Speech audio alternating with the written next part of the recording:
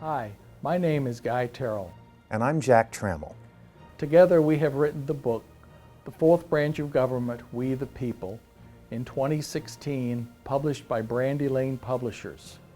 This book is about updating the Constitution to make it more fully reflect the world we live in the 21st century and beyond. Guy and I decided it was time to go back to the constitutional playbook.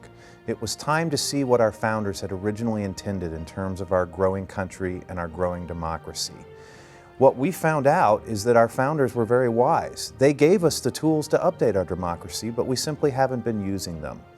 In the videos that you're going to see, and in more detail in the book we've written, we'll give you information about how easy this would be for us all to do together. It is time to update our democracy, and the Fourth Branch is a call to do that. We hope you'll come with us.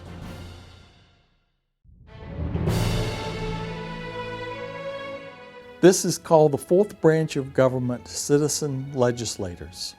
It starts with an epigraph. The only title in our democracy superior to that of president is the title of citizen. Justice Louis Brandeis said that. The first three branches of our government are well known: Congress, the President, and the Supreme Court. It may now be time to add or formalize another branch of government that includes every voter more directly in his or her democracy. Many people don't realize that we already have a fourth branch, the will of the voters, because it operates inside the mechanics of our election process and has no other direct powers. In fact, the work of the fourth branch has become more entangled in our 21st century complexity. Our founders envisioned a system where the will of the voters was never far away from those that govern. The way our country has grown, the way capitalism and big business have evolved, and with the expanding role of media, these and many other factors impede the will of the people, even without intentionally doing so. We got bigger, but our democracy didn't necessarily grow with us. The recognition that we have a fourth branch, a more direct participation in democracy by voters, would likely reinvigorate the power of the individual, or the power of I, as some say, within a clear intent of the founders.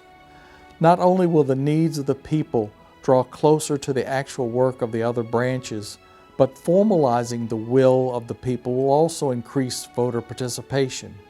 It is human nature to participate more readily when you see something in it for yourself.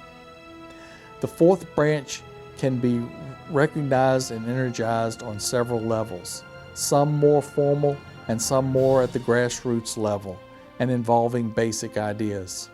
On the formal level, a more active fourth branch could include local committees and voting members who propose legislation to Congress and act as a partner and a check on congressional legislators. Or a less formal level, a more active fourth branch will facilitate activism and voter participation. People are extraordinary, talented, and amazing and inspiring. Some of you watching this video may have overcome obstacles that few of us could ever imagine. The road we're on never ends, but bends and turns and bends again. We must continue to build our great nation, not just for ourselves, but for our children's children's children. We need to create, for the good of future generations, if not for ourselves, a fourth branch of government where our collective voices can have meaning and power to change our future. This is not new. Here's an example of how it has happened in the past. There's a documentary you might find about the formation of Save the Bay Foundation in San Francisco. Back in 1961, 3 East Bay women, Kay Carr, Sylvia McLaughlin, and Esther Gulick, saw a map in the Oakland Tribune that showed that by the year 2020, San Francisco Bay would be reduced to a trickle because of all the filling that municipalities had planned to do around the Bay Area.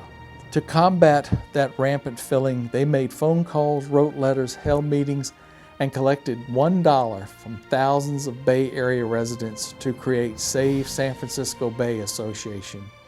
and began a successful movement to prevent the bay from being destroyed. Around San Francisco Bay, there are 8 or so different independent municipalities. The problem was they did not talk to each other. And these 3 women, in 1961, I emphasize, formed a group that would impact how that occurred. Finally, California formed a committee that would supervise actions in the Bay Area. What's interesting here is in 1961, these were women who had no formal roles.